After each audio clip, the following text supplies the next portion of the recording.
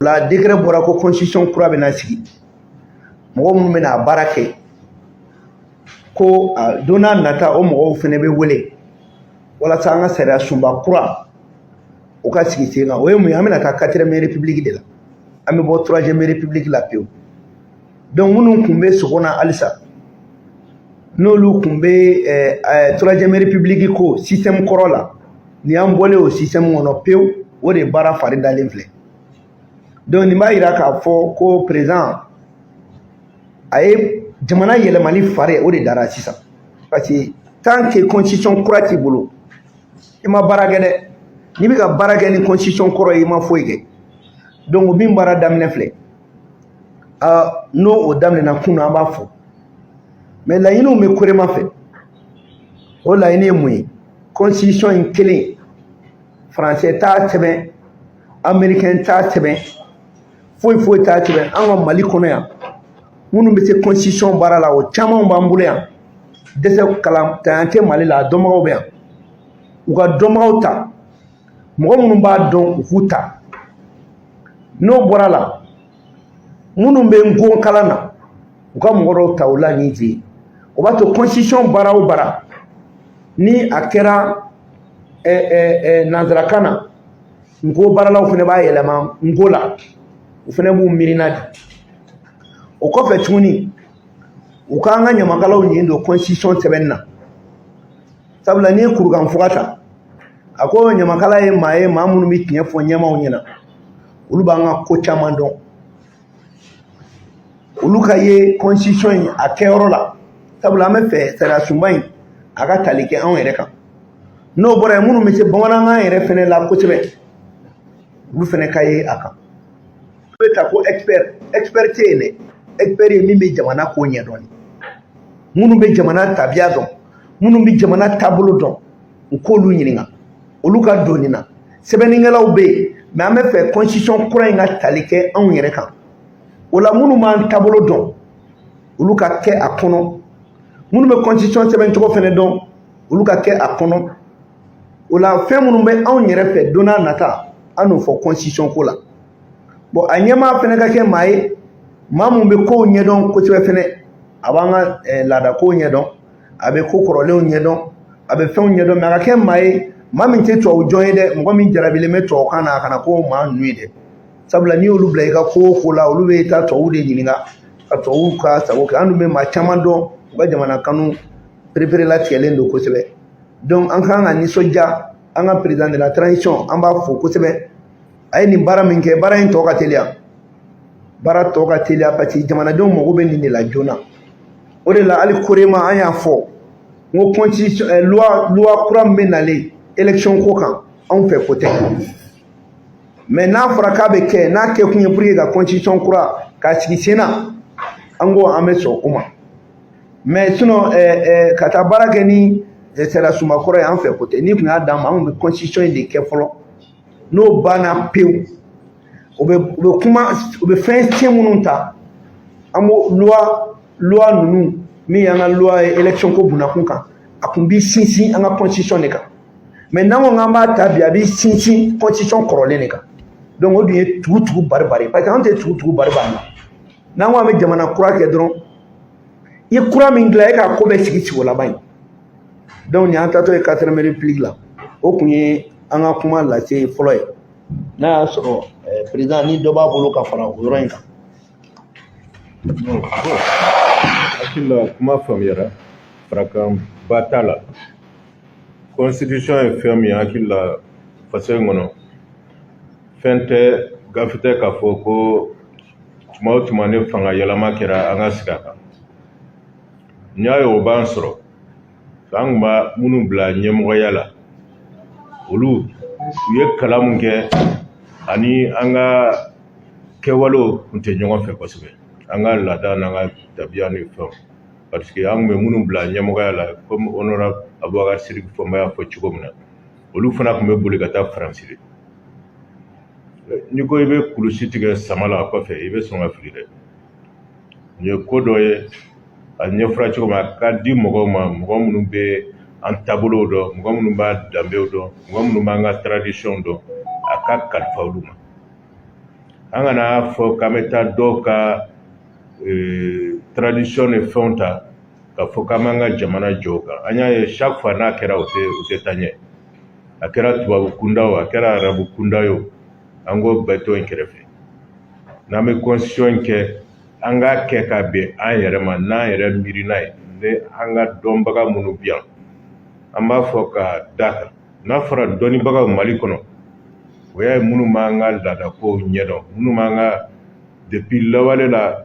an ka kiriw tun bɛ tigɛ cogo min na an yɛrɛ dama ni ɲɔgɔn cɛ minnu b'o ɲɛdɔn kosɛbɛ. O de la tuma bɛɛ n'u taara ko minnu taara kalan kɛ Faransi ni fɛn ninnu n'i ye kalan kɛ n'i bɛ se ka miirina kɛ an ka fɛn minnu bɛ yan Mali la an ka taabolo k'o don kɔnɔ k'o basigi o ka ɲi mais ni e taara kalan kɛ i ka kalan bɛɛ sinsinnen don tubabuw de ka sariya ko ni fɛn ninnu kan n'i nana k'i b'a an ka condition k'o kan i bɛ fili la. Donc o de la mɔgɔ mɔgɔ bɛ Mali la bi i b'a dɔn n'i taara an ka kiribon kɔnɔ i t'i yɛrɛ ye. Même avocat min bɛ bila i ɲɛfɛ tuma dɔw ani juge tɛ ɲɔgɔn kan fɔ ani procureur tɛ ɲɔgɔn kan fɔ parce que a sɛbɛnnen don cas mun na bolo minnu tar'a la o tun ye dugu wɛrɛ de bolo ye an t'a dɔn. Tuma bɛɛ an bɛ taa ko fɔ dɔ de k'a ɲɛfɔ mɔgɔ min yɛrɛ fana b'a ɲɛfɔ o yɛrɛ fana t'a dɔn kosɛbɛ parce que u bɛ sɔsɔli la tuma bɛɛ. Mais n'a kɛra ka da an ka laadaw kan o dɔnbaga de ka ca yan n'a fɔra ka kiiri tigɛ o ko sugu ninnu kan filiba tɛ don a la o bɛ dɔ bɔ bɛnbaliya la Mali kɔnɔ. Donc an tun bɛ fɛ ka o dakuruɲɛ damadɔ de fara kan n'u bɛ mɔgɔw ta minnu bɛna commission kɛ u kana fɔ dɔrɔn ko dɔ nana ko nin doctorat bɛ n bolo n y'a sɔrɔ Faransi Sorbonne na ou bien doctorat bɛ n bolo n bɔra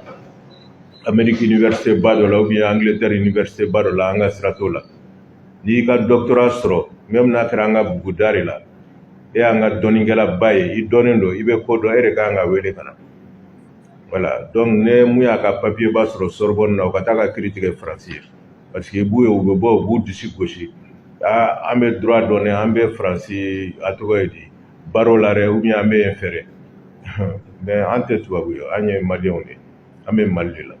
i ka dɔnnibagaya ba Faransi baro ni fɛn ninnu ka taa kiiri tigɛ i taa kɛ avocat ba ye i ka kan ka fɛn to an bolo donc an ka constitution kɛ k'a bɛn an yɛrɛ ma n bɛ fɛ k'o dakuruɲɛ damadɔ de fara kan. D'accord. Donc, honorable grand frère, Ali. Oh, la télé là. Ah bon. Vous m'aimez de Jumena. Voilà. Donc, avec à quel c'est bon, numéro de Jumena. Ok. C'est bon? Comment avec la main? Très bien. Donc, avec à quel donc, grand frère a fɔ cogo min na sisan président y'a fɔ cogo min kuma in tɛ tɛmɛ o kan an bɛ sariya sunba ko in a bɛ dan yan non question tɛ posé ale kan fo n'an tilara n'an kɛra pewu de a bɛ question posé sariya sunba ko kuma in an bɛ a jɔ yan minnu jarabilen don sariya sunba kɔrɔ la n'u y'a sigi n'u ma se k'a lawaleya san 30 kɔnɔ ni den Faransi ka sariya sunba k'o ta ka dɔ fara o kan ka dɔ b'o la k'an bɛ b'o de kɔnɔ pewu. Donc, o ta bannen ni ɲininkali min b'aw fɔ o la kɔfɛ aw n'o posé maintenant sisan an bɛ kuma min kan o ye an bɛ segin ka président de la république transition fo an bɛ président de la transition fo kosɛbɛ k'a ka ministre fɛnɛ fo ministre min sigilen bɛ administration territoriale kunna a ye lettre dɔ bɔ lettre circulaire 0730 n'o an y'o lettre ye bi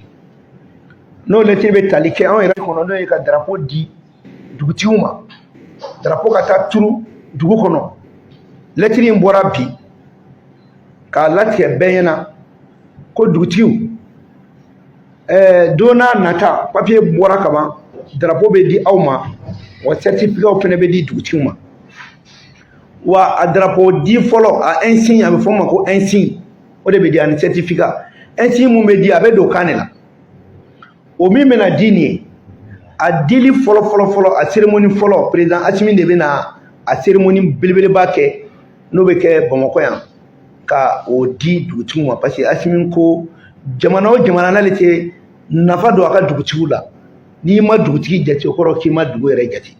donc o siratigɛ kɔnɔna na drapeau bɛna taa turu dugutigiw ka so kɔnɔ wa ka tila ka insigne fɛnɛ d'u ma mais kuma min bɛ préparé la tigɛ nin kɔnɔ ni drapeau minnu bɛ di gouverneur b'a di olu ka région na olu fana bɛ cérémonie ba dɔ organiser a deli ka kɛ préfet arrondissement chef d'arrondissement de b'a di les sous-préfets olu de b'a di maire tɛ drapeau in di dɛ état ka représentant de bɛ drapeau in di a n'a kɔrɔ bɛ ɲɔgɔn na état ka représentant de ye dugutigi sigila ye ale de bɛ taa drapeau di dugutigiw ma dugutigi bɛ n'a bɛ di yɔrɔ o yɔrɔ ɲɛnajɛ bɛ kɛ ka drapeau turu ka dugutigi ka fɛn don a kan na o siratigɛ kɔnɔna la dugu minnu bɛ yen n'o dugutigi ko ma ɲɛnabɔ état ka ɲɛmaa minnu bɛ yen olu b'a lajɛ sariya bolo kan u b'a lajɛ bɛn ni kelenya kɔnɔna la ka se ka ɲɛ sɔrɔ a la ni ɲɛma sɔrɔ o la dugu o dugu o kɔnɔna na sa u b'o n'o papiyew bɛɛ cɛ k'o ɲɛsin ka t'o di ministre ma sanfɛ porte parole administration territoriale a ko kan ka ɲɛnabɔ cogo min a bɛ ɲɛnabɔ ten nin bɛ mun yira dugu minnu bɛ yen ni bɛn t'aw ni ɲɔgɔn cɛ a ka dugutigi ko la n'aw ma bɛn joona ka dugutigi dɔ sigi ni drapeau ko in aw ta bɛ bila kɔfɛ dɛ donc kuma in fana bɛ mun nɔfɛ drapeau dibaga de ye jamana ka représentants ye n'o ye sous-préfet ye commandant de b'a di maire t'a di dɛ commandant de b'a di état ka représentant mun bɛ Asimi jɔyɔrɔ la n'o ye arrondissement kɔrɔ arrondissement ɲɛmɔgɔ o de bɛ fɛn ninnu di a tɛ di mairie la dɛ donc o min kɛlen filɛ an b'u fo sabula an kun ye nin baara ninnu daminɛ f'an y'a kɛ commune de Manden na an y'a kɛ dugu wɛrɛw la an yɛrɛ y'a ye hali a dili senfɛ a drapeau ko kuma cayara parce que dɔw bɛ yen nɔ o dugutigi ko kun ma latigɛ bon an kun y'an ta dabɔ an ye hakilina minnu ta jamana in kɔnɔ dugutigiw ka valoriser an y'a ta o la mais a ka kan jamana ɲɛmɔgɔ bɛ ka min kɛ o de y'a ɲuman yɛrɛ ye parce que jamana ɲɛmɔgɔ de ka kan ka nin baara kɛ olu de ye état ka représentant de kan ka baaraw di donc o la an kun bɛ fɛ k'o ɲɛfɔ an ɲɛna bɛɛ k'o faamuya ka ministre fo sabula nin ko in ye koba de ye nin fɛn ko ninnu bɛ sen na a mɛnna mais a ka ɲɛ sɔrɔ o ye sisan de ye Asimi nanen de ko ko ka dugutigiw don ba la ka drapeau don dugutigi fɛ dugutigi tɛ se ka kɛ maa ka maa lankolon ye maire e bɛ na e bɛ san 5 de kɛ e bɛ taa mais dugutigi b'a si de k'a la fo ka taa sa mais kuma fana ye mun ye nin kɔnɔna la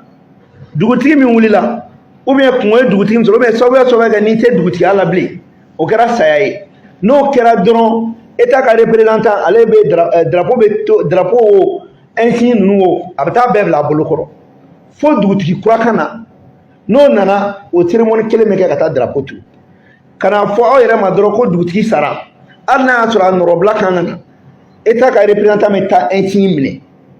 ka drapeau minɛ n'aw bɛnna la kuma min na ni dugutigi sigi kɛra a bɛna segin ka di o tigi ma o kɔrɔ ye bɛɛ k'a dɔn k'a bɛ d'i ma i ta tɛ mais a bɛ d'i ma jamana tɔgɔ de la donc parce que i bɛ jɔyɔrɔ min na jamana la o de kama drapeau bɛ taa turu e bɛ yɔrɔ min na o de kama fɛnɛ tamasere bɛ taa di i ma mun b'i dɔn n'i ka dugutigiya ye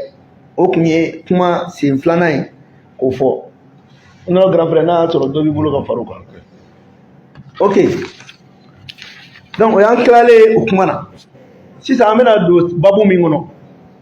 o ye lithium ko ni jama ko ni sanu ko min bɛ Mali la nin tɛ an bolo kura ye lithium ko an y'a fɔ depuis bi tɛ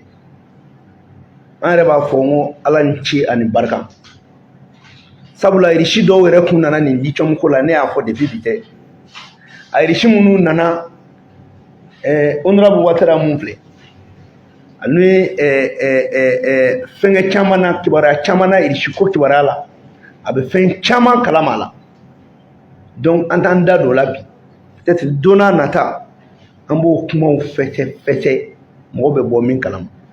mais an m'an da don min na lithium ko in na anw ye CNT maaw ye c'est vrai Korema bɛɛ tɛ CNT mais an ye CNT maaw ye convention mun signé na o convention kan ka kɛ public de ye bɛɛ k'a dɔn mun de b'a kɔnɔ an tɛna kuma kan bi minnu ko ko 10% de ye jamana ta ye min ko ko 5% de ye jamana ta ye kuma min bɛ taa dugutigi fɛ yen o ma se dugutigi den ka kunda kogo la an bɛna jɛlen da aw tɛgɛ kɔnɔ an b'an ka baara kɛ a kɛcogo ɲuman na papier o papier bɛ yen k'a bɛɛ fara ɲɔgɔn kan maintenant an bɛ min fɔ aw ɲɛna yanni an ka taa yɔrɔ jan n'i tora k'i miiri Mali sanu a n'a lulu ni a lithium n'a kirikarakiriw n'i y'i miiri a papier dicogo la n'i m'i kɔlɔsi dusukasi b'i faga an y'o o bɛɛ ye o de kama Korema y'a fɔ a ka kuma na depuis kuma jan an ye fɛn caman fɔ Mali dugujukɔrɔfɛn kan an ko fɔlɔ ye min ye fichier national ka kɛ ka fɛnw tɔn sanu min bɛ yen lulu min bɛ yen fɛn minnu bɛ yen ka fichier k'a bɛɛ la a bɛɛ ka dɔn an ko il faut que topographie minière o de ka don ba la topographie de bɛ se k'a dɔn k'a fɔ nin bɛ tan nin bɛ tan nin bɛ tan nin bɛ tan nin yɔrɔ in na an ko il faut que audit technique ani audit financier o ka kɛ Mali ka mini bɛɛ la déjà ministre des finances ye audit ko ɲɛfɔ a dira société dɔw ma kalo 3 kɔnɔ o auditiw bɛ na mais aw tɛ mun kalama kɔrɔlen u taara licence di dɔw ma ka fɛn dɔw signé san 22 e na Ala cɛ i ka jamana e bɛ taa mɔgɔ bila o ka fɛn bɔ i ka jamana la fo san 22 o dabɔra ɲuman kama et que en même moment i bɛ taa sɔrɔ a politique mɔgɔ caman bɛ yen u b'u yɛrɛ de sɔn a licence la hali licence a sɔrɔ cogo n'i y'a sɔrɔ san 3 a bɛ renouveler san 3 siɲɛ 2 2 fois o yɛrɛ ci tɛ k'a ɲɛ ma hali o tɛ vérifier yɛrɛ o mun ka jugu ni nin bɛɛ i bɛ taa sɔrɔ an yɛrɛ bɛ code minier mun dilan an ka expert minnu bɛ yen n'an bɛ k'olu sara a don kama n'u bɛ baara kɛ jamana la o baara kelen kɔrɔ kɔ o sɔn kelen o ma olu yɛrɛ de bɛ tila ka taa kɛ société minnu bɛ na sanu bɔ ka tila ka taa k'o ɲɛmɔgɔ ye n'i y'a jateminɛ dusukasi ko dan de don mais a kana kɛ mɔgɔw kɔnɔ dɔrɔn ko sanu ni lulu min fɔra k'a ko bɛɛ sirilen bɛ transition na sisan non mais transition ye wagati ye transition yɛrɛ dɔrɔn tɛ an ko Mali kura la refondation du Mali Mali kura tɛ se ka sigi ni maliyɛnw m'a dɔn sɔrɔ jumɛn b'an bolo an ka sɔrɔ ye mun ye nin na an ka sɔrɔ tɛ mun ye nin na mun b'an bolo mun t'an bolo n'an ma se k'o jɛya ɲɔgɔn ye Mali kura tɛ dɛ o ye Mali kɔrɔ ye o de kama fɛnɛ an y'a fɔ n ko convention fɛn fɛn bɛ yen non seulement convention minnu bɛ mini ko la a ka ɲɛfɔ maliyɛnw ɲɛna parce que o kɛlen bɛ k'o kɛ jakumabo de a bɛ dogo kɛlɛ jamanadenw ɲɛ ti da kan n'a cahier de charge i bɛ taa sɔrɔ u b'a convention signé olu yɛrɛ bɛ dɔnni mun sɔrɔ a la o tɛ ɲɛdɔn jamana kan ka min sɔrɔ a la o tɛ ɲɛdɔn a bɛɛ dogolen bɛ ten an ko k'o de fɛnɛ dabila o de y'a kɛ hali Korema la an ko ni bɛ sanu bɛ bɔ yɔrɔ o yɔrɔ wari bɛ bɔ yɔrɔ o yɔrɔ jateminɛ ka kɛ a kana taa tiɲɛni don environnement na parce que n'an m'an kɔlɔsi an bɛ taa don dɔ la Ala k'an kisi k'an ta i bɛ taa dugu dɔ mɔgɔya i bɛ taa sɔrɔ a duguko banna pewu parce que fɛn mun bɛ nin ji ninnu na a bɛ se ka tiɲɛnibaw de kɛ donc jateminɛ ka kɛ a impact environnemental la a bɛ na tiɲɛni minnu kɛ o la n ko i bɛ taa e bɛna taa i b'a sɔrɔ jateminɛ na u bɛ société fɛn fɛn wele k'u kana wari o wari don Mali la ko ka exploiter i b'a sɔrɔ a bɛɛ wari bɛ se ka bɔ Mali kun wari bɛ se ka bɔ jamana kun e bɛ se ka taa ko société dɔ ko wari bɔ k'i ka nafolo bɔ ka taa n'a ye yan o tɛ se ka kɛ o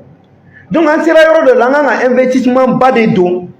an ka dugujukɔrɔfɛnw na o de la Korema tɔgɔ la ni an tun ye nin kɛ bi dɔw b'a fɔ ko wa ko komi kuma ganna k'an ye nin kɛ mais ka kɔn depuis octobre la proposition de loi Korema tɔgɔ la ne ye proposition de loi kɛ a proposition de loi a bɛ tali kɛ mun kan ko k'an ka sɔrɔfɛnw k'an ta ye ka Mali ka fɛnw nationaliser a proposition de loi bɛ CNT la hali sini donc kɔrɔ ye mun ye an tɛ ka kuma an da la gansan an y'a fɔ an y'a sariya sɛbɛn fɛnɛ ta ka taga bila yen an ma dan o ma an kɛra ka loi wɛrɛ ta la loi interdisant la sortie des matières premières avant transformation an ko ka sariya dɔ ta mun b'a to a kɛra kɔɔri ye o a kɛra sanu ye o a kɛra fɛn fɛn a ci kana bɔ an ka dugukolo kan bilen n'a ma bayɛlɛma Mali la o b'a to an bɛ société wele hali n'i ko k'i bɛna baara k'an fɛ i bɛna société de kɛ Mali la yan a bɛ bayɛlɛma Mali la yan o kama hali an ma dan o ma an ye loi ta ko ka Mali ka wari créer la loi la monnaie cryptographique ani ka banque nationale kɛ Mali la pour que an ka sɔrɔ fɛn bɛ bɔ sanuko ninnu ni dugujukɔrɔfɛn kunnafoni a ka tɛmɛ o banque fɛ k'a kɛ sɔrɔ da dɔ ye an bolo an bɛ se ka fɔ hali an tɛmɛna o bɛɛ la fo ka taa loi ta loi min bɛ kuma même l'immatriculation des véhicules an ko k'a nationaliser la visite technique des véhicules an ko k'a nationaliser donc n'i ye nin bɛɛ jateminɛ hali bâtiment public an ko k'a bɛɛ auditer k'a bɛɛ ɲɛdɔn fɔlɔ hali minnu feerela donc n'i ye lithium ko jateminɛ lithium ko bɛ ko jumɛn na bi koba de parce que diɲɛ kɔnɔ jateminɛw y'a yira ko d'ici 2035 bolimafɛn fɛn bɛ boli n'u bɛ boli ni courant de ye a sinsinna bɛ kɛ ni batterie de ye o batterie bɛ dilan ni lithium de ye yala yan'an ka investissement kɛ dɔ k'o bɔ ka taa n'o ye munna an tɛ fɛɛrɛ kɛ usine dɔ ka kɛ yan an ka batterie dilan yan nɔ pour que a tɔnɔba ka d'an yɛrɛ ma o tɛ emploi dɔw yɛrɛ créer donc o de kama an bɛ kuma in fɔ an t'an da don nin de fɔra wa nin ma fɔ wa aw bɛ n'o dɔn sabula wasadenw bɛ wasabulon na de ni jamanadenw ye laɲini min kɛ fɛn min kan ka papier kungun n'a ɲɛɲɛ a sinsinnen bɛ min na a sinsinnen tɛ min na k'a bɛɛ ɲini k'a bɛɛ ɲɛdɔn foyi tɛ dogo maliyɛnw na kuma in yɛrɛ jubajubo de a kana n'a bila aw kunna ko bɛna dogo aw la an tɛ ko dogo aw la dɛ mais an fana tɛ girin ka taa bɔ ka fɛn fɔ fɛn min n'a bɛɛ ma ɲini k'a bɛɛ ɲɛdɔn k'a bɛɛ sɛgɛsɛgɛ ka kungun n'a ɲɛɲɛ fɔ bɛɛ ɲɛna an bɛ fɛ fana k'a dɔn ko nin ko fɛn fɛn bɛ yen a ma daminɛ transition na dɛ a bɛ yen yanni o cɛ mais a ka ɲɛnabɔ o wagati de ye transition ye a ka ɲɛnabɔ jamanaden bɛɛ k'i ɲin don a la politique tɛ mun na sinon aw ɲɛ bɛ nin caman na a politique mɔgɔ caman na u ye licence di u y'a di u ɲin n'u jugu ma a b'u bolo cogo bɛɛ la c'est pour cela bi Assimi y'a fɔ ministre des finances ɲɛna a ka mini ninnu auditer u ka dɔn fɔlɔ donc an bɛ se ka kuma min fɔ fɔlɔ an ka dugujukɔrɔfɛn kan o ye nin ye dugujukɔrɔfɛn min bolo n'a tɛ k'e nafa dun ni a bɛ bɔ cogo min na a tɛ jamanadenw nafa dun a dugujukɔrɔfɛn ye fu ye dɛ sinon a fɔra an ɲɛna transfert don an na ko olu bɛ yan nɔ u ka nafa de kama nafa wɛrɛ tɛ o dugujukɔrɔfɛn de ko don sinon fɛn wɛrɛ tɛ donc kow compliqué don kow ɲagaminen don mais kow bɛ ɲɛnabɔ ni papier ye a bɛ ɲɛnabɔ ni hakili ye a bɛ ɲɛnabɔ fɛnɛ ni sariyaw fɛnɛ ye donc ne bɛ se ka min fɔ a la bakuruba la o ye nin ye n bɛ kuma di honorable Ouattara ma nin fɛn min filɛ ale bɛ nin dɔn fɛnɛ kosɛbɛ a bɛ nin ko ninnu dɔn peut-être a bɛ minnu fɛnɛ fara ne ka kuma kan o b'a to a bɛ faamuyali caman sɔrɔ nin ko la sinon lithium ko an b'a kalama dɛ an b'a ko daminɛ dɔn wa mɔgɔ tɛ se k'an ɲɛnamina a la mais don n'a nata an b'a ɲɛfɔ ɲɔgɔn ɲɛna.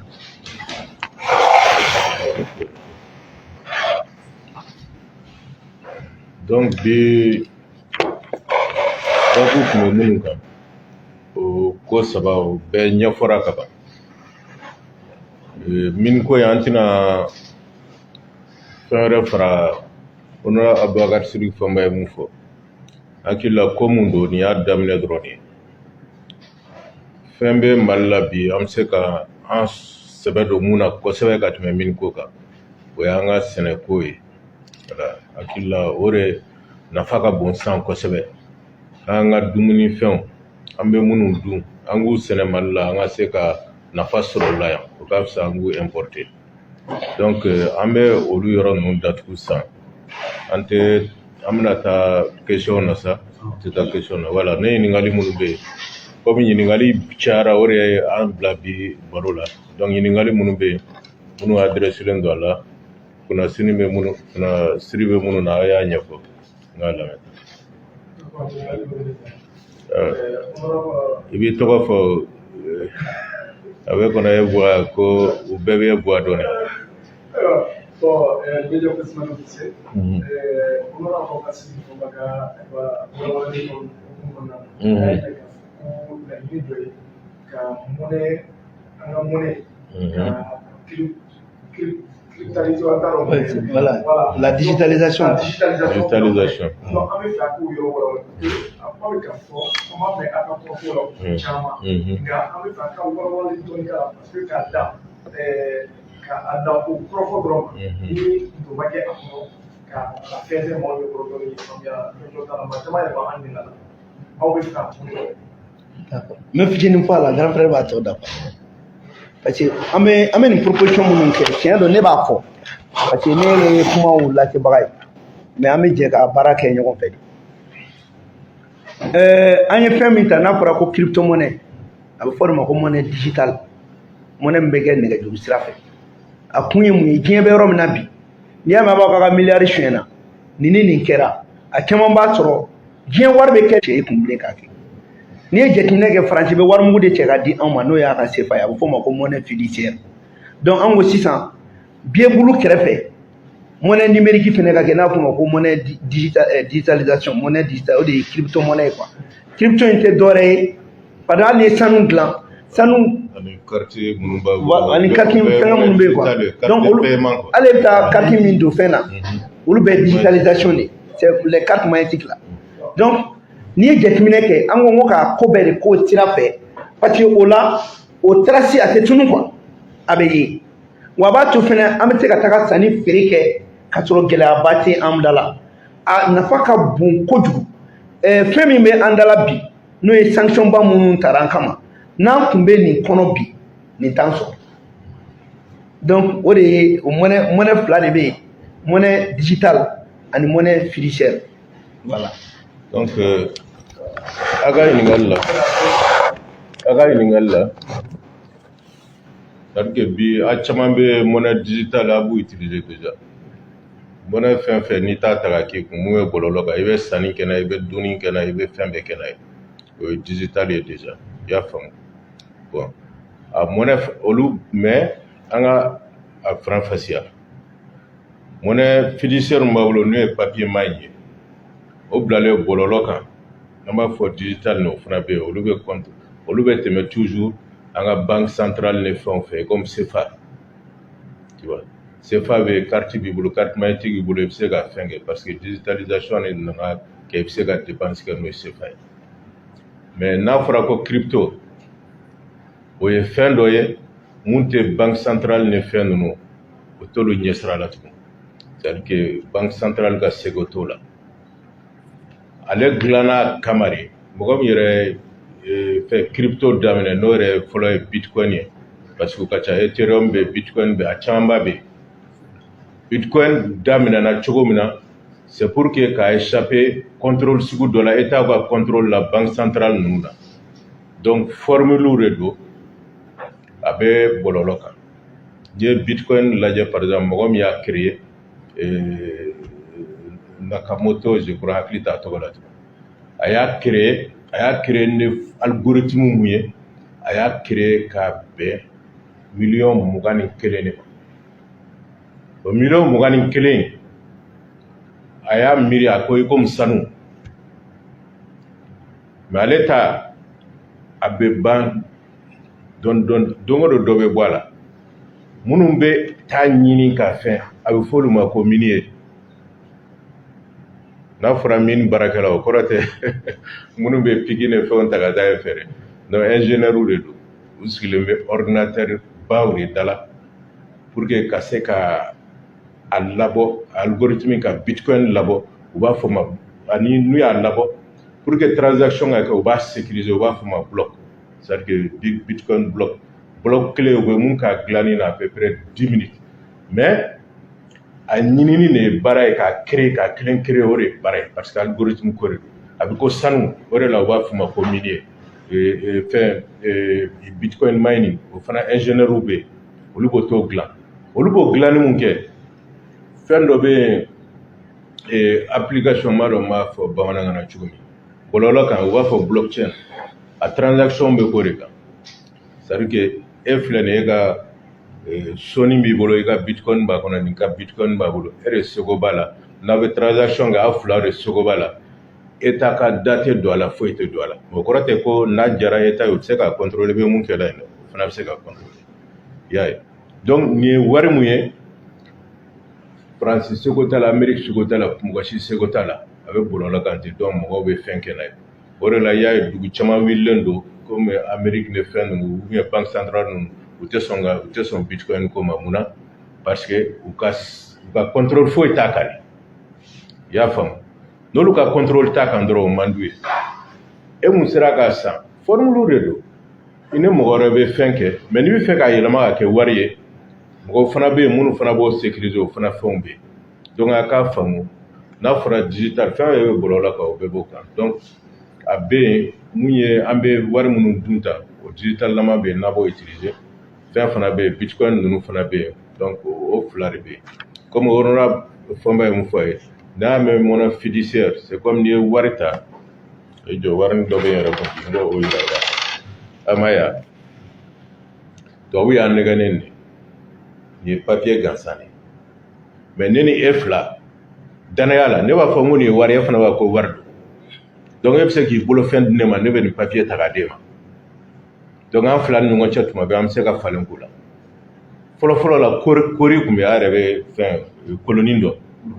kolonkisɛ mais i bɛ se ka taa dun yɔrɔ la sisan mun na parce que danaya mun tun b'a la ko wari don o danaya de bɔra a kan ka sɔrɔ fɔlɔ o danaya de tun b'a kan bɛɛ kun sɔnna ne kolonkisɛ caman tun i tun bɛ se ka taa mɔgɔw ka misi san na i tun bɛ se ka fɛnw kɛ n'a ye donc nin papier nin tubabu de fana nana fɔ an ye ko nin ye wari ye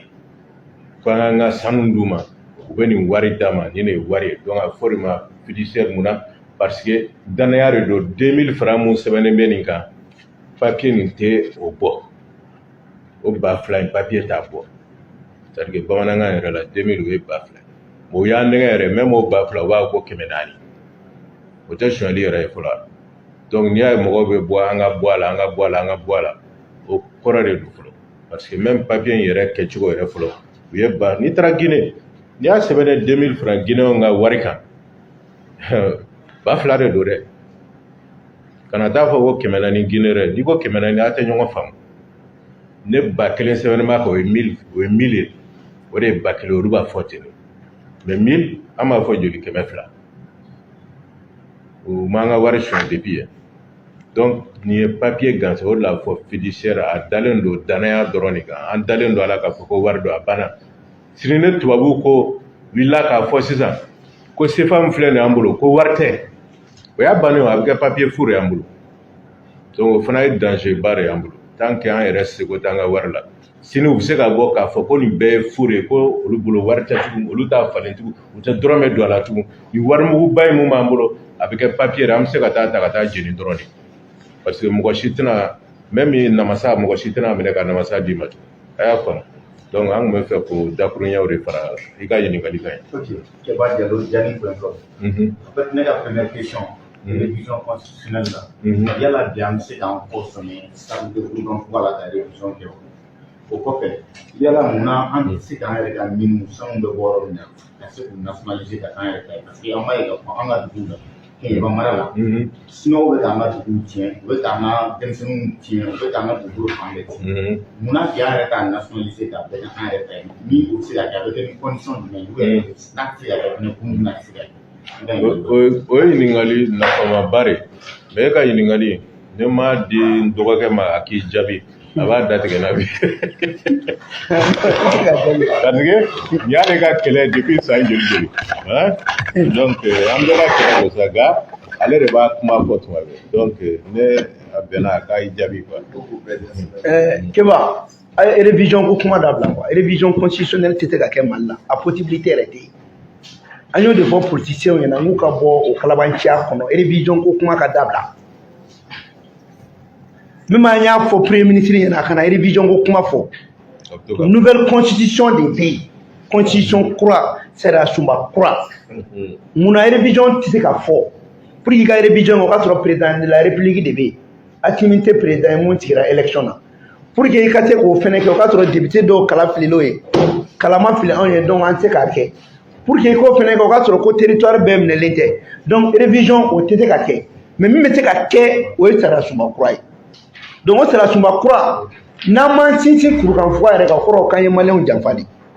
an b'o kuma de la ala ye diɲɛ don o don da kɔrɔma la parce que n'i y'an ko an b'an ko sariya sunba kura a kun ye k'an ka an ka taabolow don a la kurukanfuga ka kɔrɔ ni Amérique ka constitution ye Américains ye kurukanfuga ta k'u mago ɲa a la université la u bɛ ka baara kɛ ni kurukanfugaw ye an ɲɛ bɛ loi jari lankolon min na nin ye kurukanfuga ye fanga min di muso ma loi jari kuntan in m'a d'a ma parce que muso ye fɛn bɛɛ de ye muso bɛ ko daminɛ la a b'a cɛmancɛ la a b'a laban na hali sigiɲɔgɔnya kurukanfuga ye a d'an ma sinankunya n'an tun bɛ k'an ka sinankunya don ba la bi kɛlɛ tɛ wuli yɔrɔ si la ɲɔgɔn bonya an bɛ denmisɛnninw bɛ dɔrɔgu tan minnu ni fanɛ ni banɛ mun na ni kurukanfuga bɛ yen kurukanfuga ko den ye bɛɛ ta ye denmisɛnnin kan ka lamara bɛɛ fɛ kurukanfuga kuma na ko hali i ka maa faga k'o ka wusa i k'a lebu donc i b'a ye hali an ka mɔgɔw bɛ taa télévision na politiciens yɛrɛ ni ɲɔgɔn cɛ ka taa ɲɔgɔn lebu kuma min fɔ ni kurukanfuga dɔw tɛgɛ parce que a fɔra ko yanni i ka mɔgɔ se lebuli ma k'i k'a faga siɲɛ kelen donc kurukan fɔ kun y'an ka adamadenya bɛɛ dilan ka d'an ma an da ye ka fɛn wɛrɛw de fara kan a ye ɲamakalaw a y'olu pilasi to u bolo k'olu de kan ka tiɲɛ fɔ jamana ɲɛmɔgɔw ɲɛna ka tila k'a fɔ k'an ka moriw minnu n'olu b'an ka diinɛ baara kɛ k'u ni bonya ka kan wa u ni karama ka kan ka tila k'a fɔ ko fɛn minnu b'an bolo an ka ɲɛsin o ma donc an ka kɛlɛ yɛrɛ de ni kurukan fɔ in hali n'u b'o kɛ constitution ye k'a ta ka yɛlɛma don a kɔnɔ an b'o fɛ parce que a ka kɔrɔ ni faransi ta ye a bɛ faransi ɲɛ o de kama an t'an yɛrɛ ye a kɔnɔ quoi anw tɛ anw yɛrɛ ye constitution kɔrɔlen kɔnɔ tant qu'an b'a système kɔnɔ jamana in tɛ basigi parce que e tɛ se ka mɔgɔ wɛrɛ ka namu maa mun tɛ silamɛya dɔn a tɛ seli dɔn a tɛ adamadenya dɔn ale ka diɲɛlatigɛ ko bɛɛ ye nafoloko de ye adamaden nafa ale t'o dɔn e ka to ka sariya sunba ta ko k'i sinsin o kan ko k'i ka jamana jɔ o kɛ cogo jumɛn wa ni kurukan fɔ don fɛn m'a sɔrɔ CEDEAO ko kuma yɛrɛ tɛ fɔ an tɛ don a la yɛrɛ parce que i bɛ da i yɛrɛ la k'a dɔn ko ni e yɛrɛ ma min k'i ka jamana ye ko maa si t'o k'i ɲɛ wa i bɛ siran maloya ɲɛ kurukan fɔ k'an ka siran malo ɲɛ an ka siran baarakɛbaliya ɲɛ kurukan fɔ ka dun koyi an kan k'an sinsin o de kan n'an bɛ référence ta o de bɛ ta sinon Amérique ka constitution n'olu y'u sisan ta kuma tɛ ko faransi yɛrɛ ta mun yɛrɛ bɛ faransi hali u b'a fɔ ko laïcité min faransi ka laïcité y'a sɔrɔ Mali b'a la en 1235 Tumankuru Kante de nana ni laïcité ye normalement a kan ka fɔ de ko Kante cité ou bien kantéisme donc ninnu ye dɔrɔn de u nana an taw ta ka t'o yɛlɛma ka tila ka n'o don an kunkolo la dɔw bɛ taa k'u ye kalan dɔw kɛ ka na mɔgɔw kunkolo ɲagami ɲagami ni fɛnw ye donc mun ye nationalisation ye kɛba ni mun fɛn ɲɛna sisan n'an y'a loi bila CNT la sini bɛɛ n'u y'a loi ta ka don ba la k'u b'a voter o ye Mali ka sanu bɛɛ kɛlen y'a ta ye c'est à dire kuma dɔw la mɔgɔw bɛ kuma dɔrɔn de kɛ korema la anw tɛ kuma koyi an bɛ kuma kɛ an bɛ baara kɛ an bɛ proposition kɛ a loi sɛbɛnnen dalen bɛ CNT tableau kan ye ko k'an ka sanu k'an ta ye an ma da o ma an ko ka wari fɛnɛ dilan ka tila ka banque nationale dilan an ka sanu an ka lulu a si kana bɔ n'a bɛ bɔ banque dɔrɔn de b'a labɔ o banque kelen fɛnɛ bɛ wari falen kɛ fɛnkɛw ni ɲɔgɔn cɛ an ma da o ma an kɛra k'a fɔ fɛnɛ an ka sanu a n'an ka fɛn hali n'a y'a nationaliser foyi kana bɔ Mali la n'a ma bayɛlɛma fɔlɔ n'an taara o fɛ jamana in bɛ sɛgɛn est ce que an bɛ sɛgɛn sɛgɛn foyi t'a la donc ni grand frère bɛ mun fara kan ni i ka question fila jaabi. Je pense que oui. Je fais comme c'est tout le fait gagner dans la politique ni son n'a pas de voilà pour faire de on va marquer la wall c'est pas qui nous dit là un gars pour nous retirer 600 souvent le que la mise au calme là au gamin là la anya ya assumer pour moi de pour tout le clair nous on va anya ya allo want de dans le an ka ɲɛmɔgɔw bɔra u y'a yira k'a fɔ CEDEAO labɛn bilen parce que u bɔra olu ka programme de la o kɔfɛ CEDEAO tilala ka fɛn bɔ tuguni k'a yira k'a fɔ ko vraiment a y'olu sɔrɔ nin bɔra cogo min an tun bɛ sigi fana ma bɛn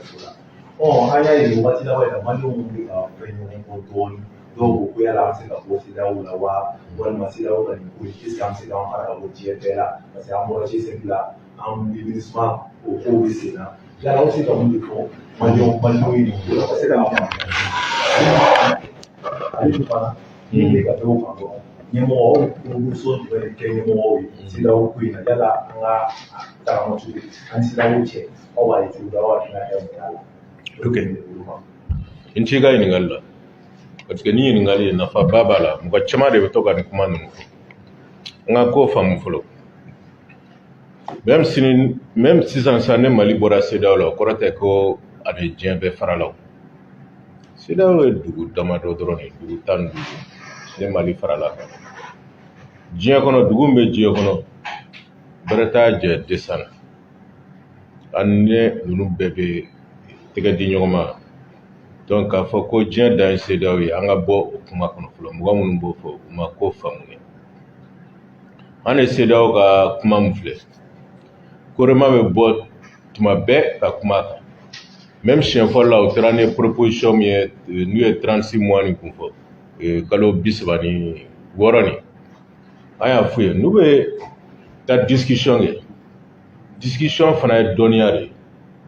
mɔgɔ i tɛ taa ten ka taa pourparler sugu dɔw kɛ ten k'a sɔrɔ i ma préparer kosɛbɛ hakili la o de bɛ to ka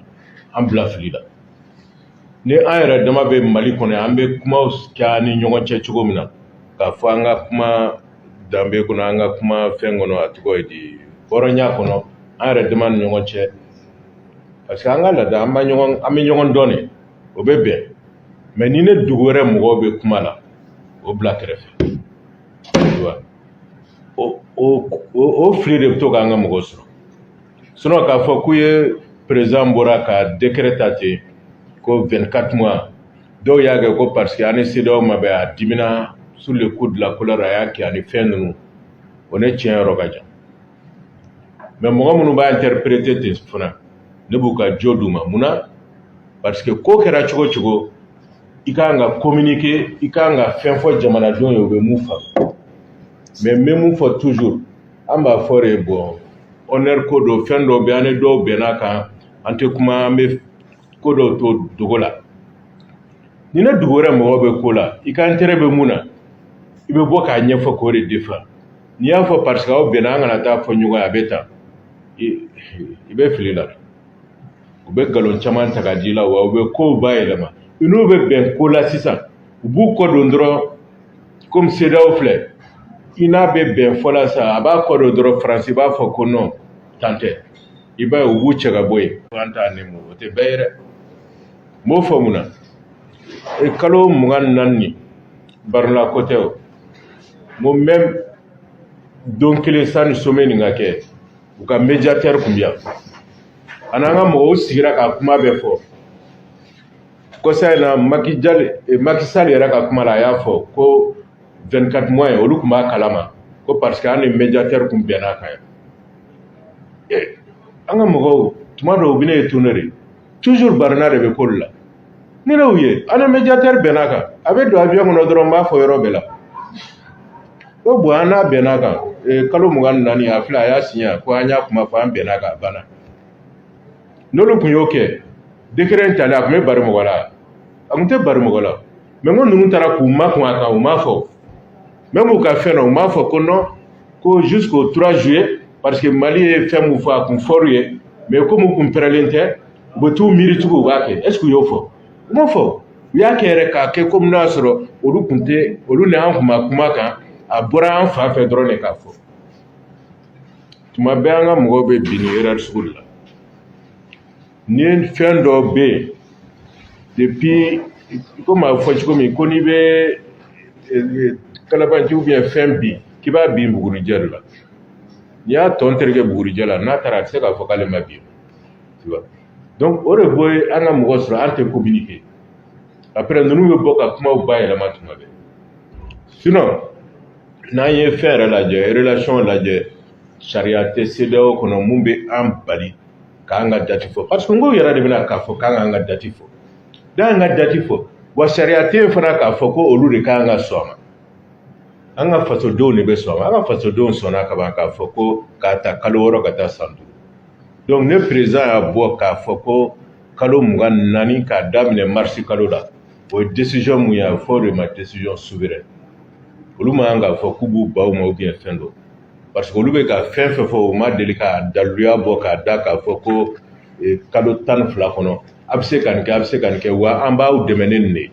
est ce que e delila ka mun da k'u bɛna Mali dɛmɛ pour que ka fɛn dɔ kɛ olu yɛrɛ dɛsɛlen don ka wari sɔrɔ k'u ka fonctionnement assurer fɔlɔ donc n'o y'a sɔrɔ u kun nana de k'a fɔ bɔn an bɛna ni force de an bɛ bamaciw kɛlɛ an bɛ djihadistes kɛlɛ mɔgɔ minnu déplacer u bɛɛ bɛ se ka sigi u ka yɔrɔ la an bɛ wari bɔ an b'aw dɛmɛ ka constitution kura bila sen kan an b'aw dɛmɛ ka élection surveiller mɔgɔw ka se ka t'u ka campagne kɛ donc a bɛ se ka nin bɛɛ kɛ nin kɔnɔ n'olu kun nan'o de fɔ ni an ma sɔn o ma donc a bɛ faamu ko an de tɛ fɛ ka ko dɔ kɛ mais an ka jamana de don ninnu tɛ foyi kɛ mun bɛ se ka an dɛmɛ an de bɛ k'an yɛrɛ dɛmɛ djihadiste kɛlɛ la bi an de bɛ k'an yɛrɛ dɛmɛ an y'a ye an dara tubabu la an dara ONU na an dara fɛn ninnu na u nana u ye san 10 ɲɔgɔn kɛ yan an kungo gɛlɛyara dɔrɔn de mais an yɛrɛ wulila bi ka an ka kow ta an yɛrɛ bolo a bɛ cogo di bi an tɛ ka djihadistes ci yɔrɔ bɛɛ la bi mais même o djihadistes don o don n'an y'u ci jɔn bɛ bɔ tuma bɛɛ k'a ka goloma fɛn gafetigiw bila yɔrɔ bɛɛ la k'a fɔ ko an bɛ ka civiliw de faga faransi kelen in tɛ CEDEAO mɔgɔw est ce que u bɛ kuma o la adela k'u mɛn kuma la k'a fɔ ko bon jarisiw taara dɔ faga in fɛ u bɔra k'u ka condoléance présenter ou bien fɛ adela k'u mɛn donc mɔgɔ minnu don ninnu bɛ ka faransi de ka hɛrɛ défend an kan n'an ko k'an ka bɔ o kɔnɔ hakili la n'an bɔra o kɔnɔ ni mɔgɔ mɔgɔ ko bɛ kɛ tɔɔrɔya ma o tigi tɛ tɔɔrɔ dɔn dɛ sinon tɔɔrɔ min b'an kan bi an tɛ tɔɔrɔ ye ka tɛmɛ nin kan mais bibi in na n'an bɔra CEDEAO kɔnɔ salamu lafiya fɛn bɔra kɔnɔ a tɔgɔ ye di Mauritanie bɔra kɔnɔ Mauritanie a tɛ ka développer yan an bɛ se ka bɔ a kɔnɔ même sisan an bɛ développer seulement comme an sigiɲɔgɔn don an bɛ ka ko dɔ musala o bolo an ka kalo 24 u sɔnna u ma sɔn o décret taara ka ban u tɛ se ka foyi kɛ n'u nana ko wɛrɛ kɛ komi président Macky Sall Sénégal ta a sigilen don k'a fɔ ko maliyɛnw de tɔɔrɔlen don ni maliyɛnw dɔrɔn de tɔɔrɔlen don an k'a lajɛ tɔɔrɔ min bɛ Sénégalais kan ni Sénégalais bɔra sini u bɛ mun k'a la an b'a ye parce que tɔɔrɔ min b'a Sénégalais kan a kan k'i occuper o de la a tɔgɔ di dutigi joli bɛ yen bi minnu tun bɛ balo port trafic la o bɛɛ jɔlen don Sénégal san o san Sénégal bɛ mun sɔrɔ Mali kɔnɔ a bɛ taa miliyari 500 a ka ca n'o ye miliyari 500 a ka ca n'o ye san o san an b'o de ladon Sénégal kɔnɔ hali Sénégal ka fɛn an bɛ joli sɔrɔ Sénégal fan fɛ a tɛ miliyari 200 bɔ donc même n'i ye o yɛrɛ jateminɛ i b'a dɔn Macky Sall ka bɔ k'a fɔ ko embargo ko in a bɛ ka Sénégal tɔɔrɔ Sénégalais sɛgɛnnen don n'a tun y'o fɔ o tun ye hɔrɔn kuma ye mais a bɛ bɔ k'a fɔ de ko embargo na an kan ka wuli parce que gɛlɛya bɛ Mali kan ne b'a fɔ Macky Sall ye gɛlɛya min b'an kan o ni embargo nin tɛ ɲɔgɔn fɛ dɛ parce que embargo tun bɛ se ka gɛlɛya kɛ n'o y'a sɔrɔ port d'entrée tun t'an bolo bi port b'an bolo an bɛ se ka don ni fɛnw ye Guinée fɛ an bɛ don n'a ye Mauritanie fɛ carburant ko gɛlɛya ani CEDEAO bɛ ɲɔgɔn ye sira la u tɛ ɲɔgɔn ye sira la parce que olu minnu ye embargo kan carburant sɔngɔ ka ca olu fɛ yen ka tɛmɛ an ka dugu kan bi baloko a gɛlɛya min b'u fɛ a t'an fɛ yan a bɛɛ yɛrɛ tulu bɛ joli la yen farine bɛ joli la yen a sɔngɔ ka ca ka tɛmɛ yan kan donc ne mɔgɔ minnu tɛ ko k'a fɔ k'u tɛ ko faamu u bɛ k'a fɔ ko mɔgɔ ye surtout politique mɔgɔ u bɛ nin bɛɛ faamu dɛ mais ka ko munumunu ka gɛlɛya don jamana kɔnɔ o de ka d'o ye o de la u b'a fɔ ko n'i y'a ye carburant gɛlɛyara embargo don ou bien n'i y'a ye farine sɔngɔ gɛlɛyara embargo don o bɛɛ ye ŋanaŋanakan de même sini ni embargo in wulila o tɛ dɔ bɔ carburant sɔngɔ la a tɛ dɔ bɔ farine sɔngɔ la parce que CEDEAO mɔgɔ tɛ nin si produit an bɛ taa bɛɛ san kɔfɛ de gɛlɛya bɛ kɔfɛ de o ni CEDEAO tɛ kelen ye mun bɛ fɛ k'o dɔrɔn de grand frère y'a bɛɛ fɔ fɛn damadɔni bɛ yen ne bɛ précision n bɛ o perepere la tigɛ quoi an bɛ perepere la fɔlɔ min tigɛ o ye CEDEAO k'a fɔ ko président y'a ka décret mun ta k'u bɛ kuma yɛrɛ fɔ Macky Sall a bɛna ye parce que hali n'u ye sanction wuli an b'a fɔ ko an ni Sénégal cɛ a datugulen ka to yen fɔlɔ an ni Côte d'Ivoire cɛ datugulen ka to yen an bɛna dɔn ni min bɛ yen n'a y'a sɔrɔ souffrance bɛ anw de kan souffrance kelen fɛn bɛ Mali kan k'an halala wari k'an tɛ o ta o dɔrɔn de b'an kan sinon foyi tɛ yen o min fana filɛ n'i y'a ye o mɔnɛ bɛ don an na an banna de k'an ka wari dilan n'an ka wari tun b'an yɛrɛ bolo sisan e bɛ se k'an ka wari to an ka banque la a ka tɛ bɔ donc honorable grand frère ye min fɔ CEDEAO hɔrɔnya t'a la o a tɛ ka kɛ hɔrɔnya yɛrɛ kɔnɔ est-ce que ni hɔrɔnya don hɔrɔnya tɛ dalakan yan CEDEAO sariya mun ta o de y'u dalakan ye n'a y'u taara o sariya yɛrɛ sɔsɔ kun est-ce que a y'aw dalakan bato bon maa min m'a dalakan bato o k'a fɔ maa dɔ ma ko k'i dalakan bato alors que anw ta tɛ dalakan yɛrɛ an ye dalakan min fɔ o ye de k'an ye charte de ta an taara kalo 18 na olu yɛrɛ da an taara papier d'u ma k'a f'u ɲɛna bon charte min filɛ yɛlɛma bɛ se ka don a la mais yɛlɛma tɛ don min na o ye président qui présente élection na o ye charte kuma ye mais n'a fɔra ko yɛlɛma bɛ don tɔw la kalo 18 b'o kɔnɔ n'e sɔnna o ma ni yɛlɛma donna kalo 18 na o ye i dalakan sɔsɔ ye o tɛ dalakan sɔsɔ ye donc an ma dalakan foyi sɔsɔ o de y'a kɛ hali décret mun taara président ko kalo 18 min n'o fɔra dɔ de farala o kan ka kalo 24 fara o kan n'a b'a daminɛ 26 mars la ka taga ɲɛfɛ o kɔrɔ hali juridiquement sariya sen fɛ an b'o olu kan maintenant fɛngɛ ye min fɔ e tɛ nin bɛɛ la faransi ko dɔrɔn de don pour que aka dɔ k'a fɔ ko CEDEAO jamana ninnu ko ninnu tɛ ɲɛmɔgɔ se ka foyi kɛ u ye plan d'action min ta 2020 2022 2024 walasa ka kɛlɛ yɛrɛ kɛ o wari yɛrɛ ma se ka sɔrɔ olu bolo o wari ma sɔrɔ a bolo a bɛna mun de kɛ k'a bɛ an dɛmɛ mun na foyi et puis filanan a kɛra CEDEAO ye o a kɛra Union européenne o a kɛra Banque mondiale o a kɛra FMI Mali mago tɛ nin si la mais n'i y'a fɔ minnu ka kalan ma taa yɔrɔ jan na diplôme ba fu b'u bolo professorat bɛ n bolo yan fɛ dɛ nin bɛ yen olu de parce que a b'olu bila niveau mun na parce que kalan in kɔrɔ ye mun ye kalan in fila faralen ɲɔgɔn kan o de ye fɛnba ye mais n'i ye kalanni jɛ kɛ o kalanni jɛ tɛ ka nafa ɲa e ɲɛ o de bɛna f'i ɲɛna ko FMI b'a kɛ tan dɛ Banque mondiale b'a kɛ tan k'a sɔrɔ FMI ni Banque mondiale bɛ juru o juru don an na a bɛɛ bɛ taa Faransi ka société la Mali la yan wa an bɛ tila k'o juru sara Faransi kelen ɲɛ tuguni a bɛ tila ka taa bila u yɛrɛ ka cagnotte kɔnɔ u ka fɛn kɔnɔ donc o de la ale CEDEAO kelen Faransi donna o kan u tun ye MISMA de créé mission de la CEDEAO Faransi nana don o kan ko k'a b'o la ko ka kɛ MINUSMA ye k'a bɛɛ kɛ Faransi o MINUSMA kelen min bɛ jugusagoya la yan Faransi taara mɔgɔw faga bunti san kelen de kɛra o jaabi bɔli la mais mura ta mɔgɔ 200 sara yen o jaabi bɔra hali a ma kalo dafa et puis hali ma siga don kuma na i bɛna ye k'a fɔ tiɲɛw tɛ quoi et puis Faransiw y'a fɔ bɛɛ ɲɛna k'olu bɛna Mali la u bɛ n'u ka intérêt de défend mɔgɔ min k'i ma n bɛna n ka intérêt défend o kɔrɔ ko intérêt de bɛ yen o donc sisan kɔrɔ ye ko e de ye ko camancɛ ye donc Mali ka bɔ CEDEAO la c'est à dire k'an ka baara min kɛ ka sɔrɔ i ma wɔsi an bɛ k'an yɛrɛ wɔsi o de la hali CEDEAO bɔlen hali a tɛ duloki kuru k'i i bɛ bɔ a la dɔrɔn de parce que olu yɛrɛ y'u ka fɛn bɛɛ fɔ wa a tɛ nafa foyi ɲ'an ye CEDEAO n b'a f'i ɲɛna bi i b'a bila yɔrɔ an bɔra G5 la an bɔtɔ caman y'i ka nantankɔnɔ kumaw fɔ a kun man ka bɔ dɛ a bɛ na ni gɛlɛya ye dɛ an bɔra o ma tila ka na delili kɛ yan ni Mali bɔra CEDEAO la bi n'u mana delili kɛ i ka si bɔ n tɛgɛ kɔnɔ Faransi yɛrɛ de bɛ n'i ɲɔngiri ka delili kɛ ninnu tɛ bilen dɛ Faransi de bɛ na ka na Mali deli wa hali ni Faransi nana an ka sira tɛ Faransi la donc an b'a fɔ Macky Sall ɲɛna min b'a dala Sénégal a k'i jija o la ka sanction wuli kun tɛ maliyɛnw lafiyalen anw lafiyalen don yan ka Mali yɛrɛ maliyɛndenw de bɛ ka embargo yɛrɛ bila Mali da la parce que fɛn minnu bɛ tɛnɛ yan anw de bɛ dɔ fara o tɔngɔ kan ka ɲɔgɔn tɔɲɔ ni o ye a fɔ ko fɛn fɛn ye gɛlɛya ye carburant tɛ bɔ yan i n'a fɔ honorable grand frère y'a fɔ cogo min na alikama tɛ bɔ yan foyi foyi o de y'a kɛ an y'an ɲɛsin mun ma n'i ko solution an bɛ embargo min kɔnɔ hali n'u y'a wuli an ka frontière datugulen to an k'an ka office du Niger o 1,800,000 hectares mun bɛ yen an k'o sɛnɛ an k'an wasa don o la an ka maliyɛn de la diaspora wele ka na u ka na min bɛ se ka min kɛ o k'o sɛnɛ an ka mine d'or minnu bɛ yen an ka auditer k'a nationaliser k'a kɛ an yɛrɛ ta ye pour que k'i ka kuma kun cɛ Korema anw bɛ kuma ko bɛɛ la couche o couche taara CNT kɔnɔ a couche bɛɛ bɛ kɛ Korema kɔnɔ couche min taara les 19 couches a kɛra fɛn o fɛn a bɛɛ dɔ bɛ Korema kɔnɔ donc Korema bɛ jamana ka kɛlɛ de la an tɛ premier ministre ka kɛlɛ la an tɛ CNT ka kɛlɛ la an tɛ président dɔrɔn ka kɛlɛ la an bɛ jamana ka kɛlɛ de la donc ni jamana kuma nana an b'o fɔ i b'a ye an bɛ analyse minnu kɛ munna an b'a kuma bɛɛ fɔ a tɛ i n'a fɔ ko président Ouattara bɛ se kuma na k'a bɛ bɔ ou bien ko ne bɛ se kuma na non experts de bɛ anw bolo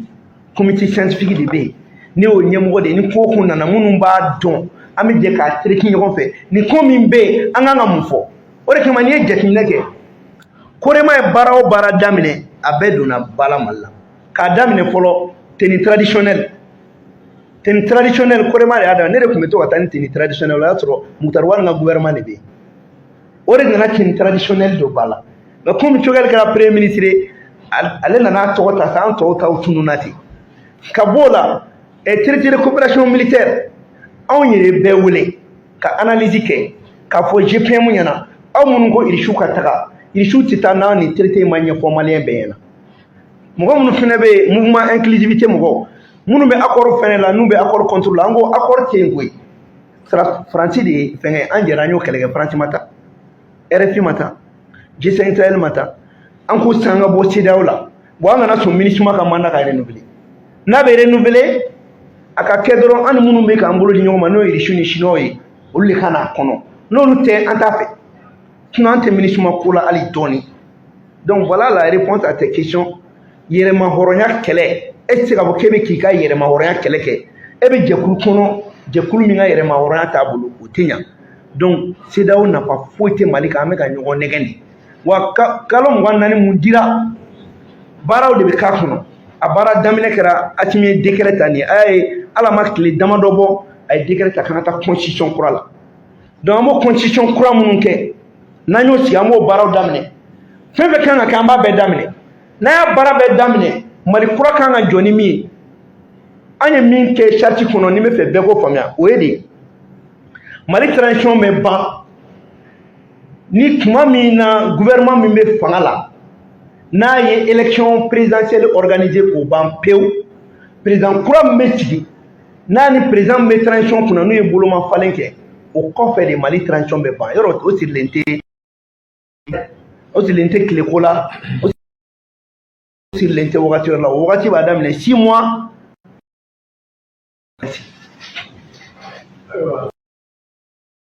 Bana ou bien question wɛrɛ bɛ yen. Kɔrɔfɔ kuncɛ kuma e mana kɛ aw bolo ka sanga i ka dɔn k'a fɔ ne wele kan mana kɛ aw bolo ka ɲɛsin Malidenw ma.